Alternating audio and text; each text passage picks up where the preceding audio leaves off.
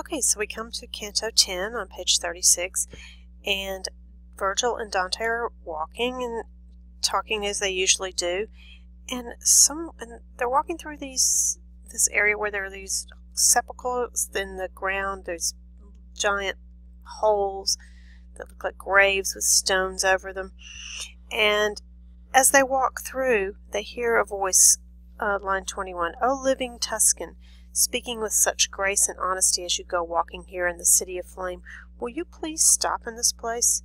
You are a native son, as your speech makes clear." So the person who is down in this hole pops up, and it kind of scares Dante. It says he pretty much jumps when this happens. And the person who is popping up out of this hole head first is Farinata. And Farinata is in this level of hell for being an Epicurean.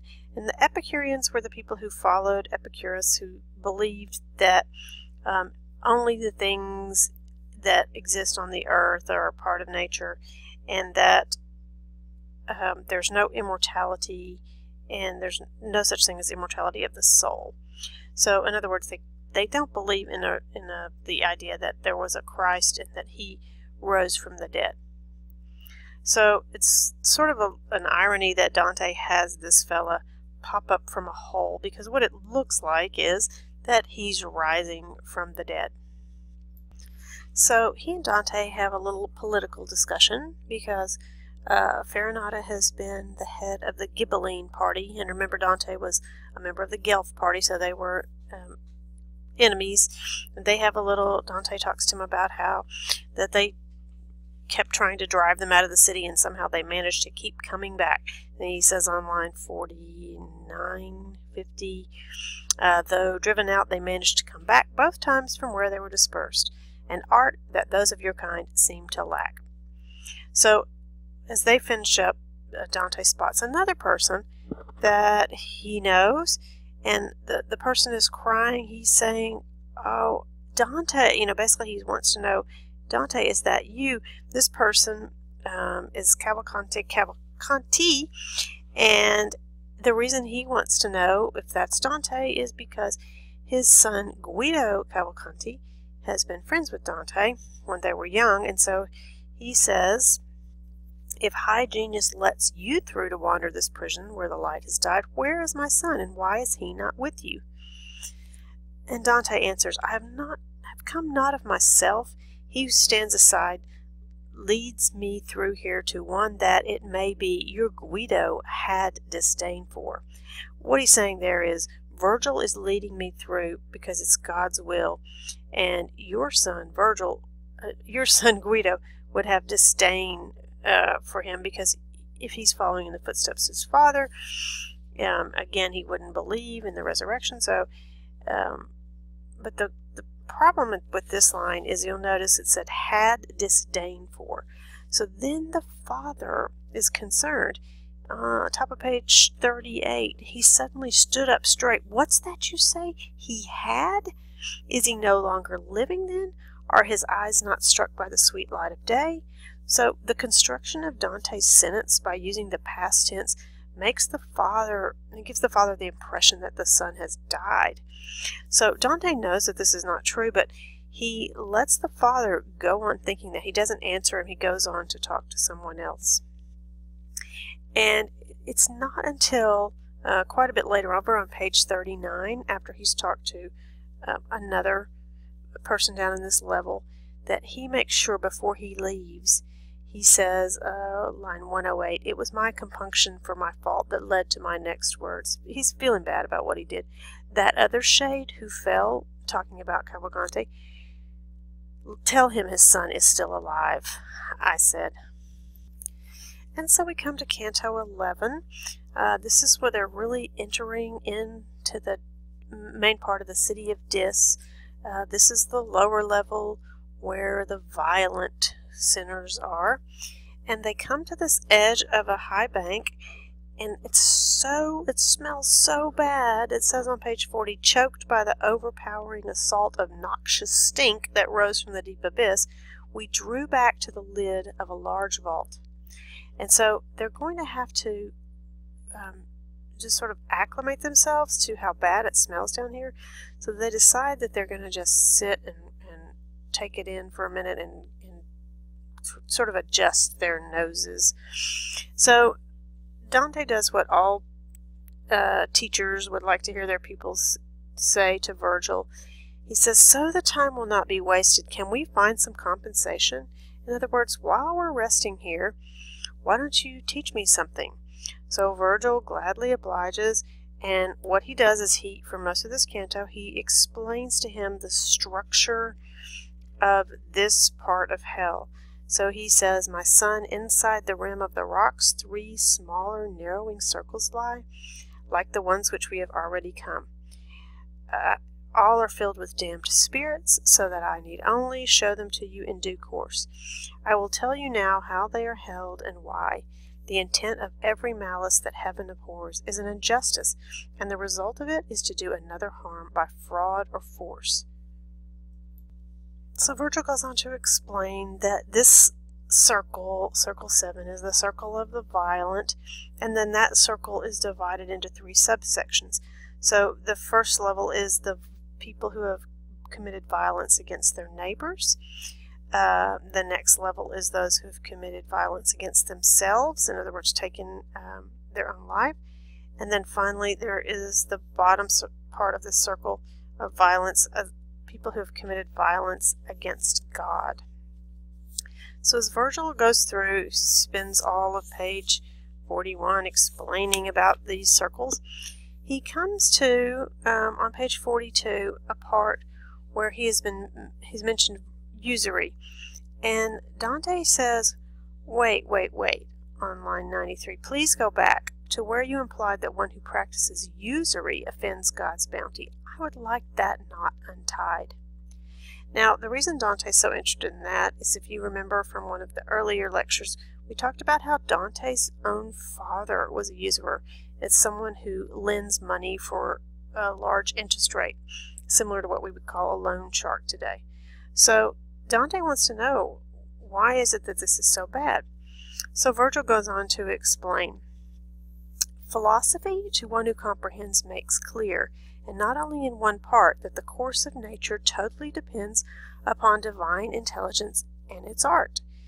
If you read your physics carefully, then you will find not many pages from the start that art follows nature as well as it can do, like a pupil with his master. It may be said that your art is God's grandchild. It is by these two, as you will recollect from having read the beginning of Genesis, that humans were enjoined to make their way and earn their bread." In other words, the will of the Creator is for people to do things with their hands, to earn their living, to make something, to take care of someone, that you need to actually be doing a task. So that usurers are making money off of money. And to Virgil and to this is why he is saying that this is not acceptable, and this is considered wrong in the eyes of God, because Genesis says that that's not the way that you're supposed to earn your living. So we come to Canto 12 on page 43. So this is pretty much the hit parade of people who have committed violent acts, people who have been in wars, people who have killed their own people, and so forth. In this we meet 2 more mythic creatures, the Minotaur and the Centaur. And if you remember from Greek mythology, the Minotaur is the one who is half bull, half man, and the Centaur is half man, half bull. Dante uses these creatures in particular to symbolize that man has a beastly side. It's this idea that man has a dual impulse, that if he acts rationally, that's good, but he does have within him this potential to do harm.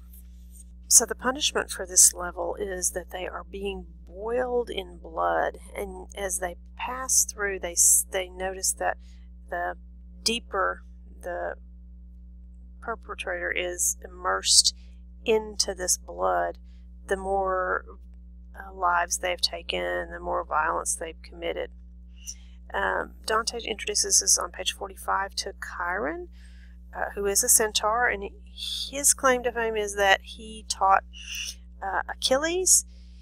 And we notice we're going to meet another one of Dante's teachers, Brunetto Latini, and there are several instances in this story. Virgil is another example of Dante's teacher. We get exposure to different types of teachers, so pay attention to those as we go through.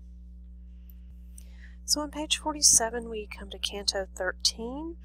This is the group of people who've committed violence against themselves. As they come to this area at the bottom of page 47, they hear voices, and Dante can't figure out, like, where are these voices coming from. He's looking for the people. So Virgil says to him, if you break off a little branch, you will soon see that what you are thinking will be broken too. In other words, if you will notice that that's not where the sounds are coming. They're not coming from people. So Dante, following his advice, reaches out, and from a great thorn tree, he tugs a branch until it snaps apart. And what happens then takes Dante quite by surprise. The tree talks back. "Why are you tearing me?" it says. And where the break is, the dark blood starts to come out. "Why are you mangling me?" it cried again. "Have you no spirit of pity in your heart? Now we are turned to stumps, but we were men when we were on earth. Truly your hand should show more mercy, even if we had been the souls of serpents." So what's happened is that the souls of these people are trapped inside the trees, and Dante has actually hurt one by snapping this tree. It reminds me of that scene in The Wizard of Oz where the trees come to life and start throwing apples at Dorothy. But then there's this great line where he says, "Just as a green brand will burn at one end and the escaping air will hiss as sap drips from the other end, so from the stump words mixed with blood where I had broken it." If you've ever lit a fire or been camping, you know that sound that when the wood releases, it makes sort of a hissing sound. And that's what he's comparing it to, the way that this one talked. So Virgil steps in. "Oh, wounded soul," he's talking to the tree. "If only we could have believed what previously he had met in the pages of my poetry."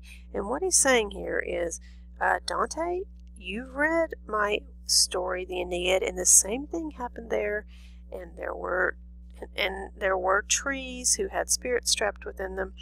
So it's almost as if Virgil has given Dante a little pop quiz. He's told him to break the branch, but he's hoping that Dante won't do it, because he's hoping that Dante will remember that these trees contain souls.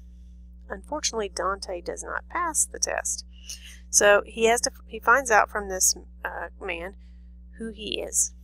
So this character is Pierre de Vigne, and if you look down at your footnotes on page 48, you'll see that he is an actual historical figure.